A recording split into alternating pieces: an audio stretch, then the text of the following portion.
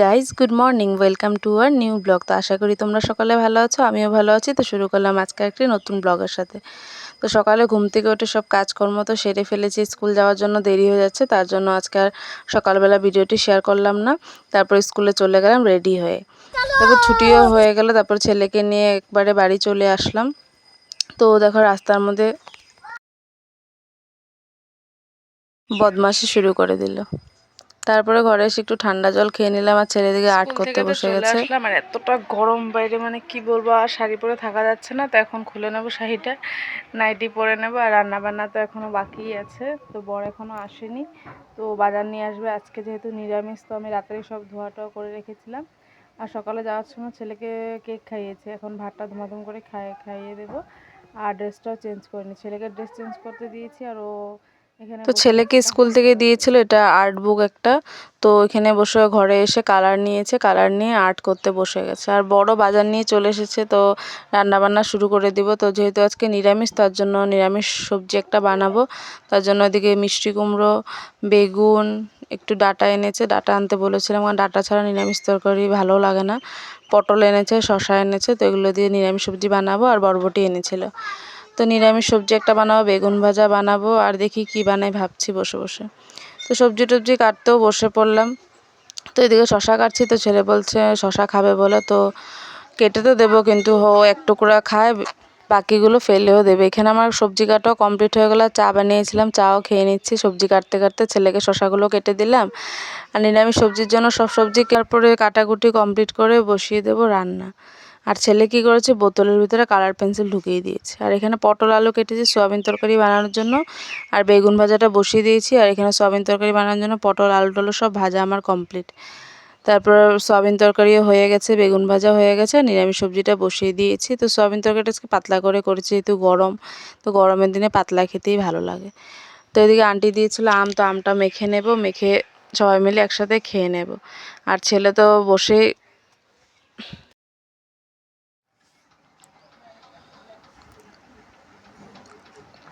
আম মাখা হয়ে গেছে কমপ্লিট। আমি খেতেও বসে পড়লাম, ভালোই লাগছে আমগুলো খেতে, এত একটা টক টক নেই, কাল ঝাল কমিয়ে দিয়েছি।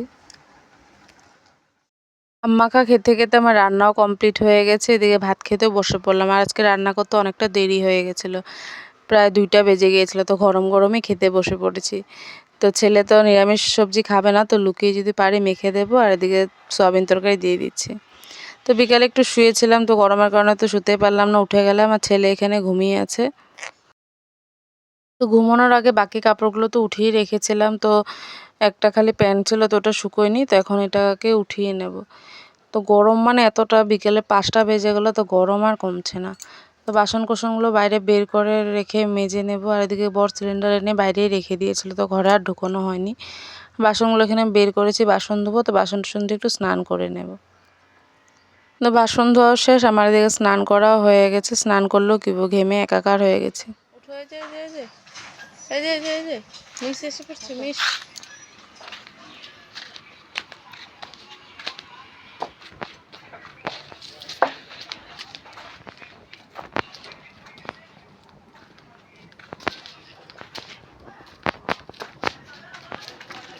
দৌড়াবে না।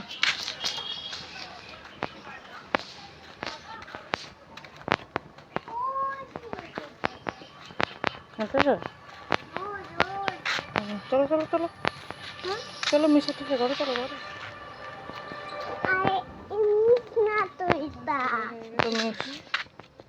তো এখনো বর আসেনি, তো আসবে, আসার পরে একসাথে চা বানাবো, ছেলের জন্য হরলিক্স বানাবো। এখন একটু বসে আছি। আর গরমটা তো প্রচণ্ড, মানে বলার মতো না, জল খেয়ে খেয়ে আর অবস্থা খারাপ হয়ে গেছে।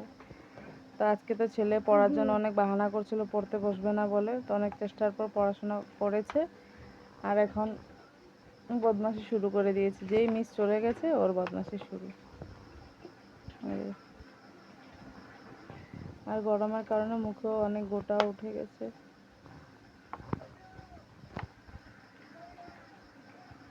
চলো, আমার পড়াশোনা শেষ।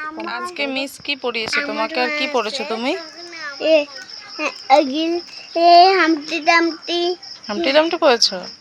আর আর তো তো ছেলে আজকে পড়ার জন্য অনেকটা বায়না করছিল, তো বলছিল পড়তেই যাবে না, মানে অনেকদিন তো লামডিংয়ে থেকে এসেছে, তো পড়ার থেকে একটু মনটাও উঠে গেছে।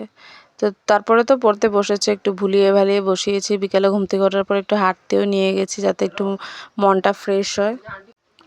তো এখানে চা বানিয়ে নিচ্ছি। তো পড়াশোনা তো করেছে, মানে ফার্স্টে একটু কান্নাকাটি করেছিল, তারপরে পড়েছে। তো এখানে ছেলের জন্য হরলিক্স বানিয়ে নিচ্ছি। তো ওকে আজকে 2টা হরলিক্সই মিক্সড করে খাওয়াবো, চকলেট হরলিক্স আর নর্মাল হরলিক্সটা। আর এদিকে আমাদের জন্য চা বানিয়ে নিচ্ছি। তো গরমের কারণে চা খেতে তো ইচ্ছাই করে না, তো একটু চা খেলে মাইন্ডটাও ফ্রেশ হয়, ভালো লাগে। আর কারেন্টটার তো আজকে মানে কি বলবো, একটু পরপর কারেন্ট খালি যাচ্ছে আর আসছে, এটাই চলছে আজকের দিন। তো ছেলেকে আগে পড়তে বসানোর আগে বিস্কুট খাইয়েছিলাম, তো তখন হরলিক্স দিলে তো দেরি হয়ে যেত ওর খেতে খেতে, তার জন্য ভাবলাম পড়া কমপ্লিট হলে হরলিক্সটা দেবো। তো আগে বিস্কুট আর জল খেয়ে পড়তে বসেছে, আর এখন এদিকে বিস্কুট আর হরলিক্স ওকে দিয়ে দিলাম। আর আমাদের জন্য এখানে হলো পপ চা রেডি হচ্ছে। তো পরে বিস্কুটটা খেতে চায় না, পপ দিয়ে হরলিক্সটা পরে কমপ্লিট করে।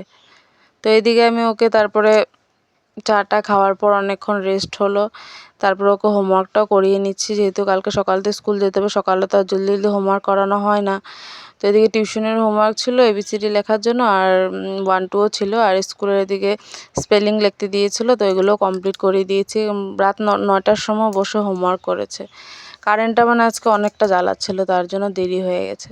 তো হোমওয়ার্কগুলো কমপ্লিট করে দেখে আমি স্কুলের ব্যাগটাও গুছিয়ে রেখে দেবো, যাতে সকালে উঠে জলদি জলদি যেতে পারে, অসুবিধা না হয়, তার জন্য আমি ওকে বেশিরভাগ সময়টা রাত্রেবেলা হোমওয়ার্কটা করিয়ে রাখি, টিউশনের হোমওয়ার্ক হোক বা স্কুলের হোমওয়ার্ক হোক।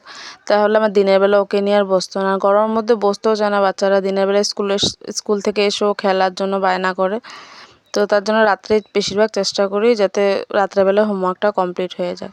তো হোমওয়ার্ক করাতে করাতে আবার কারেন্টটা চলে গেছে, তো সবাই মিলে বসে এখানে গল্প করছিলাম। তো গল্প করতে করতে দেখি কারেন্টটাও চলে এসেছে, তারপরে চলে এসেছি রান্না করার জন্য।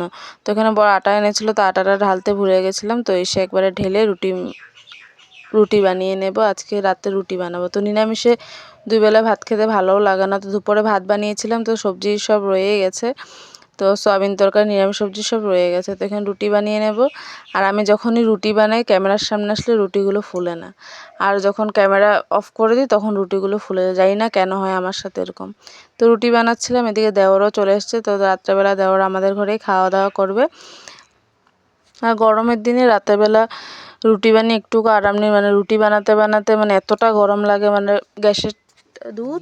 রুটিগুলো বানাতে বানাতে আমি পুরো হাফ বয়েল হয়ে যাচ্ছিলাম, মানে হলো রুটি বানাতে বানাতে আমি পুরো রুটি হয়ে যাচ্ছি। তো কাল থেকে ভাবছি রুটি আর রাত্রে বানাবোই না, ভাতই বানাবো, এটাই সবচেয়ে বেস্ট, কারণ রুটি বানাতে গেলে আমার অবস্থাই খারাপ হয়ে যায়। তো এদিকে রুটিগুলো বানানো কমপ্লিট হয়ে গেলো, আর এদিকে খেতেও বসে পড়েছি। তো এখানে ছিল সস, নিরামিষ সবজি আর সয়াবিন তরকারি। তো দুপুরে যেটা রান্না হয়েছিল সেটাই ছিল, রাতের আর এক্সট্রা করে কিছু বানাইনি। তো দেওরকে এদিকে ভিডিও করছিলাম, ও তো লজ্জায় শেষ, ক্যামেরার সামনে আসবেই না বলছিল। তো খাওয়া দাওয়ার পর আমি রান্নাঘরও পুরো পরিষ্কার করে আমিও স্নান করে নিয়েছি। রাত্রে স্নান করে ঘুমোলে একটু ঘুমটা ভালো হবে, তার জন্য। তো আজকের ব্লগটি এই পর্যন্ত। ভালো লাগলে অবশ্যই লাইক, কমেন্ট, শেয়ার, সাবস্ক্রাইব করে দিও।